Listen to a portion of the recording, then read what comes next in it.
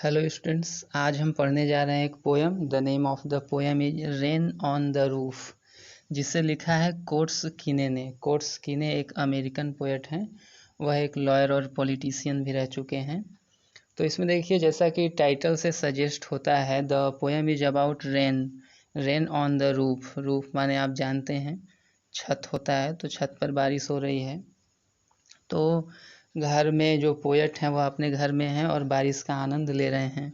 तो जब भी बारिश होती है तो क्या स्थितियाँ होती हैं, कैसी बाहर कैसा एटमॉस्फेयर माहौल हो जाता है, और उसमें कुछ कई बार लोग अपनी पुरानी यादों में खो जाते हैं बारिश का आनंद लेते हुए। तो वही कुछ पोएट के साथ इसमें होता है। तो आइए आगे चलते हैं और देखते हैं कि क्या है आगे पोयम में। तो देखिए, when the humid shadow hover, when the humid shadows hover. अब यहाँ ह्यूमिड का मतलब है फुल ऑफ मॉइस्चर, शैडो का मतलब है छाया, जैसे नमी से परिपूर्ण। ह्यूमिड का मतलब है नमी, छाया से परिपूर्ण, नमी से परिपूर्ण, शैडो छाया। होवर, होवर का मतलब है आसमान में एक जगह स्थिर होकर उड़ते रहना, जिसे हिंदी में मंडराना भी कहते हैं। ओवर ऑल द स्टेयरी स्फेयर, स्टेयरी मतलब तारों से युक्त, स्फेयर का मतलब क्षेत्र या आकाश। तो तारों से युक्त आकाश में जहाँ मतलब तारे रहते हैं, उस समय यहाँ क्या है, नमी से युक्त छाया मंडरा रही है। मतलब घने बादल जो बरसने वाले हैं वो ऊपर मंडरा रहे हैं। And the melancholy darkness gently weeps in rainy tears. और देखिए, मेलैंकली का मतलब होता है उदास, डार्कनेस का मतलब अंधेरा। ये जो मेलैंकली वर्ड है यह नाउन और एडजेक्टिव दोनों है, मतलब उदास और उदासी दोनों है, लेकिन यहाँ डार्कनेस की विशेषता बतला रहा है, इसलिए यह एडजेक्टिव है। तो मेलैंकली का मतलब है सैड, सैड डार्कनेस जेंटली विप्स इन रेनी टीयर्स। मतलब बारिश को, वो जो अंधेरा है, उदास अंधेरा है, उसको आंसुओं के रूप में दर्शाया गया है। मतलब इसका कहने का मतलब जो डार्कनेस है, डार्कनेस हैज़ बीन पर्सनिफाइड, मतलब वो व्यक्ति के रूप में बताया जा रहा है। जो उदास अंधेरा है वह रो रहा है, धीरे धीरे बारिश के रूप में रो रहा है। मतलब जो बारिश की बूंदें हैं वह डार्कनेस, अंधेरे की आंसुओं के रूप में उसको दिखाया गया है। What a bliss to press the pillow. देखिए, प्रेस का मतलब दबाना है, पिलो का मतलब तकिया होता है। तो वाट अ ब्लिस, ब्लिस का मतलब है आनंद, मज़ा।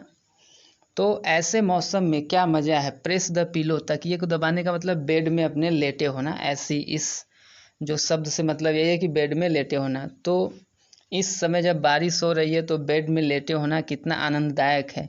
Of a cottage chamber bed, cottage का मतलब है छोटा सा कुटिया, लकड़ी का बना हुआ छोटा सा घर। चैम्बर बेड मतलब इस समय अपने छोटे से घर के, अपने एक छोटे से घर के अंदर अपने रूम में लेटे हुए कितना अच्छा लग रहा है जब बाहर बारिश हो रही है और हम अंदर लेटे हुए हैं। And lie listening to the patter, lie का मतलब पड़े होना, लेटे होना। Listening to the patter, patter का मतलब है पटपटाहट की आवाज़, जो बारिश हो रही है तो जो आवाज़ आ रही है। Of the soft rain overhead, मतलब सिर के ऊपर जो बारिश हो रही है, धीमे धीमे जो बारिश हो रही है उसकी जो आवाज़ आ रही है, उसको लेट कर सुनने में कितना आनंद आ रहा है।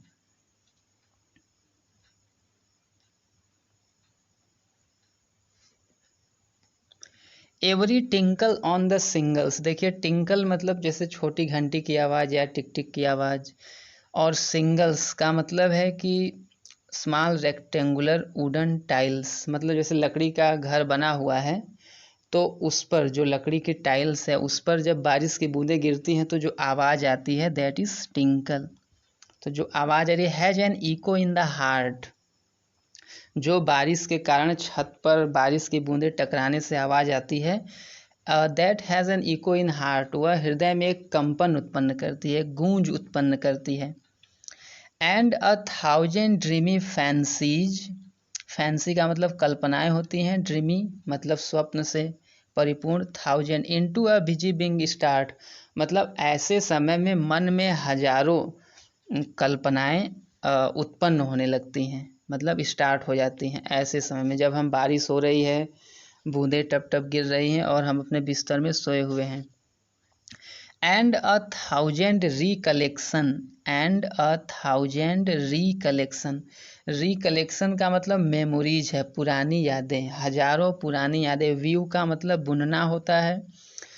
Their air threads, air thread का मतलब धागा होता है। और उफ का मतलब देखिए क्या होता है, जैसे धागे जब बुन दिए जाते हैं, एक साइड से धागा जाता है, दूसरे साइड से मतलब बुनकर एक धागे की जो आकृति बन जाती है उसको आप कपड़ा भी बोल सकते हैं। तो and a thousand recollection weave their air thread, मतलब कि जो हजारों पुरानी स्मृतियां आती हैं वह हवाओं के धागों के रूप में बुनने लगती हैं। जो हवाओं के धागे हैं वह कपड़े के रूप में बुनने लगती हैं। जो बारिश के मौसम में लेटे हुए जो हमारे अंदर हजारों स्मृतियां आती हैं वह हवा रूपी धागे के रूप में बुनने लगती हैं। As I listen to the patter of the rain upon the roof, patter मतलब जो बूंदें गिरती हैं छत पर उसकी ध्वनि, पटपट की जो ध्वनि है पैटर की ध्वनि है। As I listen to the patter of the rain upon the roof, जैसे मैं छत पर बारिश की गिरने वाली बूंदों को सुनता हूँ। फिर आइए आगे देखते हैं क्या है।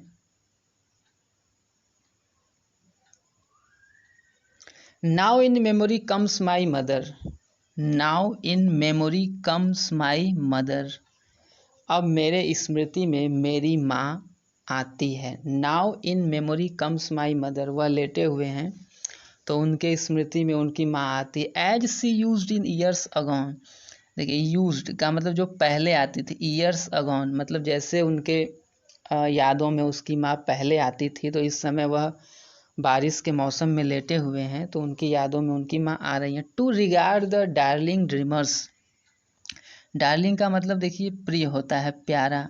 ड्रीमर्स, ड्रीम मतलब सपना, ड्रीमर का मतलब जो सपने देखते हैं। और देखिए मोर देन वन है, यहाँ ड्रीमर नहीं है, ड्रीमर्स आया है। मतलब हो सकता है जो पोएट हैं उनके अन्य जो भाई बहन हैं, सिबलिंग्स हैं, उन सब के सपनों में उनकी माता आती हों उनको देखने के लिए, या अन्य जो भी छोटे बच्चे हैं अपनी माता को याद करते हैं उन सब के लिए भी यहाँ इसका अर्थ हो सकता है। To regard the darling dreamers, regard का मतलब है यहाँ देखना।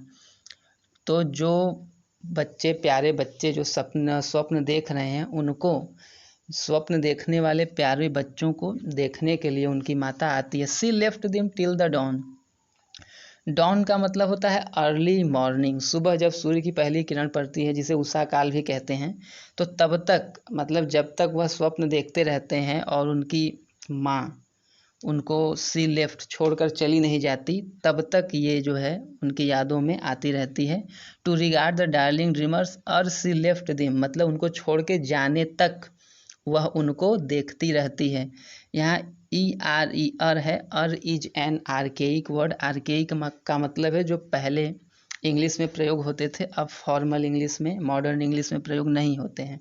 तो अर का मतलब बिफोर सी लेफ्ट, उनको छोड़ दिया, मतलब जब तक उनकी माता ने उषा काल में उनको छोड़ नहीं दिया तब तक उनको देखने के लिए आती थी, देखती थी। O I feel her fond look, O I feel her fond look on me, fond का मतलब है gentle, I feel her fond look on me, ओ मैं उसके प्यारे दृष्टि को अपने ऊपर महसूस कर रहा हूँ, मतलब पोएट को लग रहा है कि उसकी माता उसको देख रही है। As I list to this refrain, देखिए list is the short form of listen, और रिफ्रेन क्या है, the part which is repeated often in a song, मतलब किसी गीत में कोई दो चार लाइन जो बार बार दोहराई जाती है उसको रिफ्रेन बोला जाता है। और यहाँ पर इसका मतलब है रेन, जैसे बार बार बारिश हो रही है तो उस बारिश को I list to this refrain, मतलब I listen to this rain, इस बारिश की जो ध्वनि है उसको पोएट सुन रहे हैं। Which is played upon the singles, देखिए सिंगल्स वही जो वुडन टाइल्स है, लकड़ी के जो टाइल्स हैं छत पर लगे हुए हैं, तो उस पर जब बारिश की बूंदें गिरती हैं उस पर तो आवाज़ आती है, छत पर जब बारिश की बूंदें गिरती हैं तो आवाज़ आती हैं।